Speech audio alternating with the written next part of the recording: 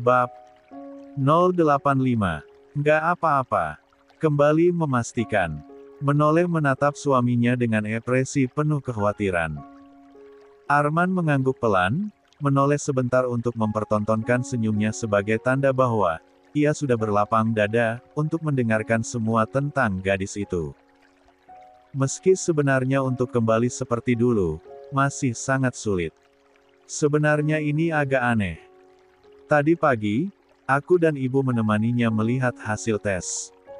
Tapi yang keluar malah nama orang lain, ungkap Chelsea tanpa ragu.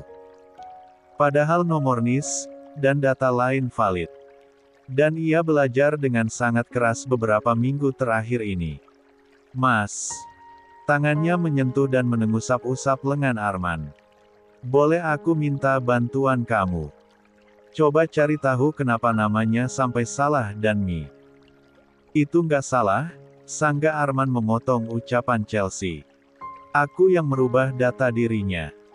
Andi Rania Medina Zerlin, adalah nama pemberian Oma dan aku pikir dia harus memakainya. Chelsea mengerjap bingung. Kok bisa? Maksudku, dalam waktu beberapa hari saja semuanya kamu ubah. Terus, alasannya apa? Apa? Chelsea mulai gugup, tapi penasaran juga. Kamu mulai menerima dia sebagai adik. Itu. Keraguan juga terlihat jelas di wajah Aman. Karena memang haknya. Aku tidak ingin serakah dengan mengambil alih semua dan membuangnya begitu saja. Walau bagaimanapun dia anak papaku juga. Data aktenya sudah diperbaharui melalui salah satu koneksiku dan akan dicetak dalam beberapa minggu ke depan. Dia juga akan masuk ke daftar kartu keluarga kita. KTP dan beberapa dokumen pribadinya sedang aku urus, lanjut Arman. Kedua mata Chelsea berkaca-kaca, diliputi rasa haru yang tiba-tiba menyeruak. Saking kagetnya, ia sampai tidak bisa berkata-kata. Karena sampai sekarang, ia pikir Arman hanya diam melihat Rania sebatang kara. Kalau ditanya tentang alasan, ucapnya, kembali bersuara. Tetap fokus melihat jalan di depan sana. Aku nggak tahu pasti. Jujur aku ingin membencinya, tapi nggak bisa. Ingin mengembalikan keadaan seperti dulu juga sangat sulit. Tak ada tanggapan apapun dari Chelsea. Ia memilih mengulurkan tangannya menggenggam sebelah tangan Arman. Seolah bisa memahami situasi yang pasti sangat sulit untuk diterima ataupun diabaikan. 7. Sampaikan padanya untuk terbiasa dengan nama itu. Bilang saja, itu wasiat dari Oma, ucap Arman seraya mengeratkan genggaman tangannya. Insya Allah. Lengkungan senyum tak hentinya terpancar di wajah Chelsea. Bersandar di bahu Arman dan mulai membayangkan betapa bahagia Rania jika tahu tentang ini. Di tempat dan waktu yang berbeda, Arkan baru saja mendapatkan kabar tentang kehamilan Chelsea melalui surat yang dikirimkan sang mama. Dari semua informasi yang ia dapatkan, tidak ada satupun yang membahas tentang Rania. Ya, sampai saat ini, ia belum tahu bahwa gadis itu adalah adik Arman dan sekarang sedang melewati masa-masa sulit sebagai anak 4K yang tak diinginkan. Bu Nera seolah sengaja menyembunyikan semua kabar tentang gadis itu kepada putranya. Di tengah area konflik kelompok bersenjata Jata di area Papua, ia duduk tidak jauh dari beberapa orang rekannya yang beragama Katolik ataupun Protestan. Mereka sedang beribadah sebelum kembali berjuang demi keamanan wilayah. Sabar, kita sudah setengah jalan, ucap seorang anggota Kopassus yang tiba-tiba datang menghampiri Arkan. Jangan terlalu dipikirkan, dia pasti baik-baik saja. Khawatirkan dirimu sendiri, bagaimana kalau pulang tinggal nama saja. Arkan berdecak mendengar ucapan rekannya.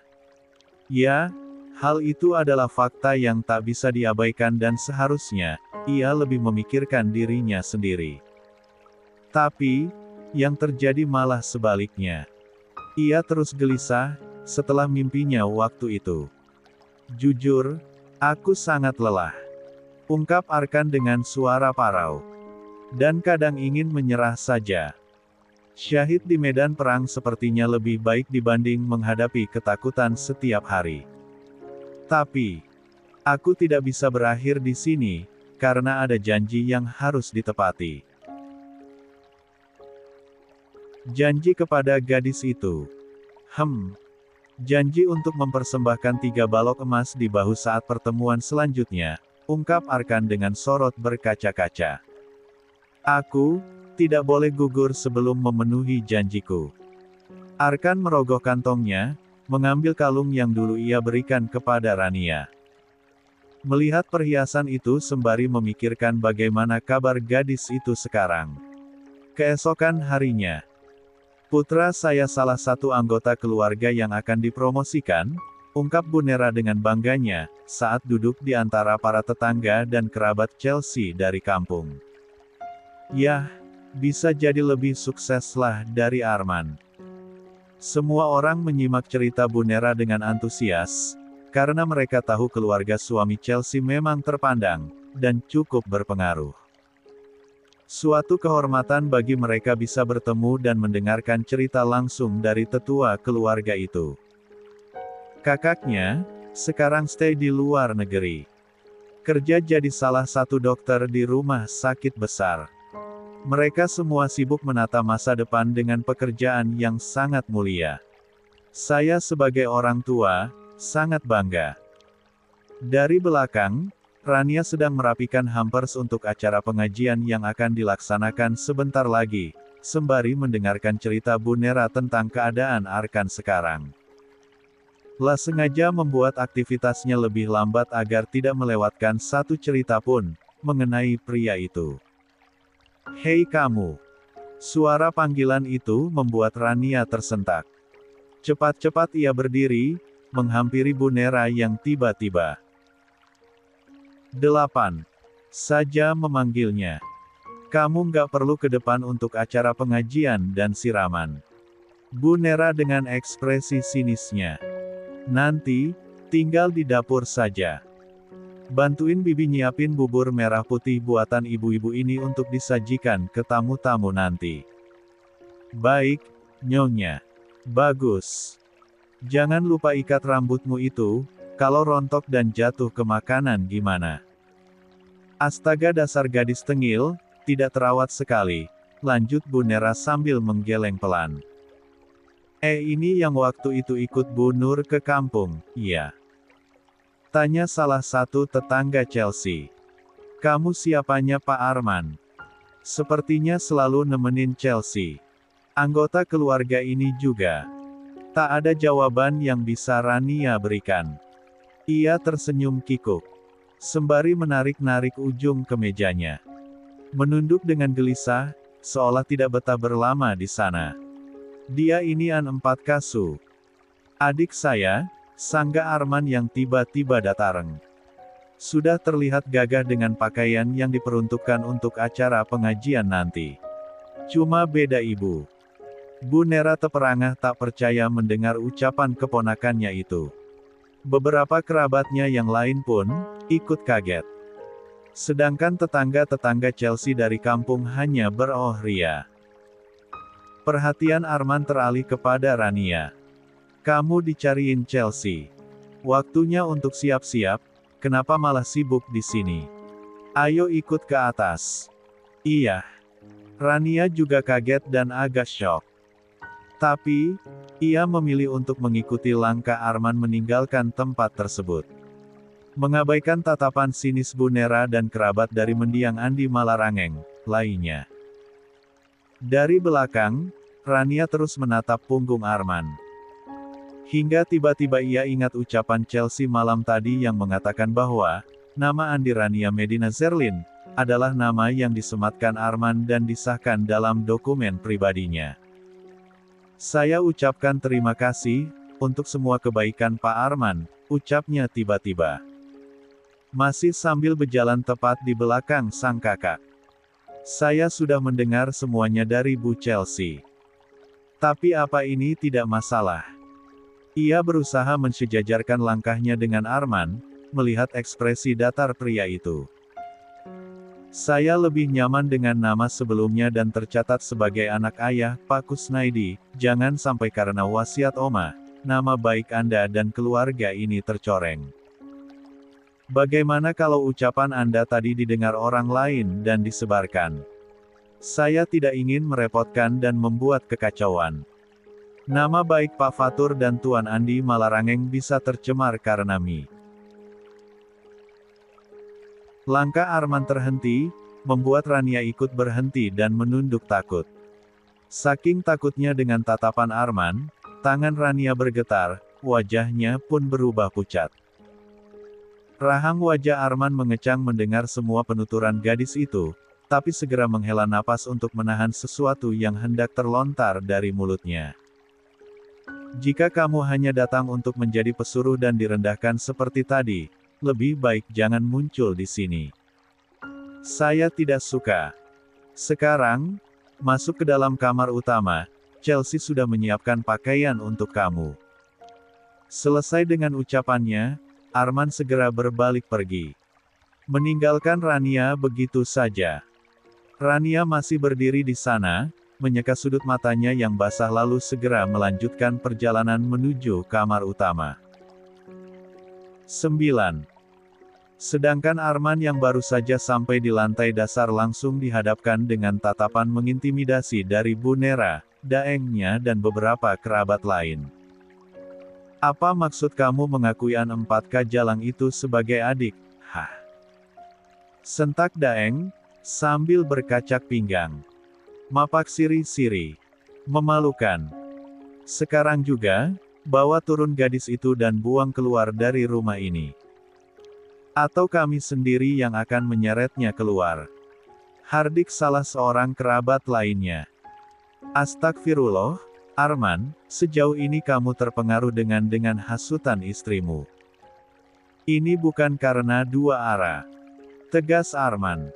Tapi keinginan saya sendiri. Kalau Tante, Daeng dan Puang tidak suka, kenapa bukan kalian saja yang pergi dari sini? 10. Puluhan tahun melihat Arman tumbuh sebagai yatim piatu, menjadi abdi negara hingga menikah, Bu Nera sama sekali tidak pernah menyangka keponakannya itu berani mengusirnya. Kamu, jari telunjuknya mengarah tepat ke depan wajah Arman. Lupa kamu, kami semua ini siapa? Wanita yang kamu nikahi itu hanya orang lain, sedangkan kami ini adalah bagian dari keluarga kamu, Arman. Apalagi An 4K haram itu, apa kamu tidak jijik? Benar. Sambung Daeng dengan tatapan penuh kekecewaan. Dia hanya menantu di rumah ini. Bahkan belum sampai 2 tahun bersama kamu.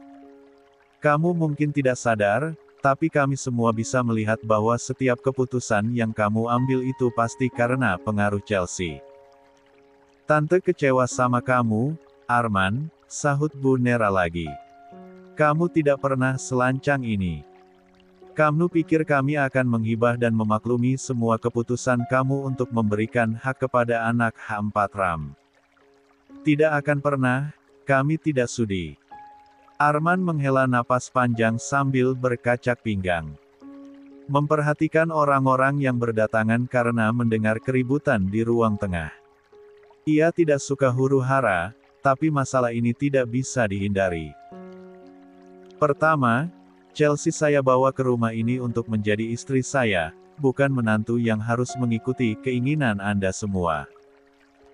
Kedua, dia punya hak untuk bicara, melakukan apapun selama saya merestuinya dan itikadnya untuk merangkul Rania, adalah salah satu keputusan yang saya ridhoi.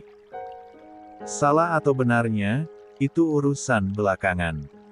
Saya hanya menjalankan tugas saya sebagai seorang kakak, lanjut Arman.